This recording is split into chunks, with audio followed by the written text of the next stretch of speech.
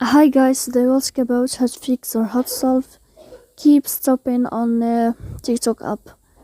To know how to fix or how to solve the problem of keep stopping on TikTok app, you should just go to settings. Here you can click on apps, default apps, app settings.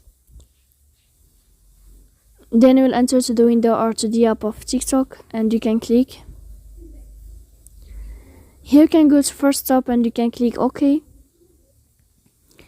Then you will enter to the window of storage and you can click here. Then you can go to first stop to clear cache. But be attention, don't click clear data because that can cause you errors or can delete your account. So please don't forget to support us by like and subscribe. See you next time in another video and thank you for your attention and your watching.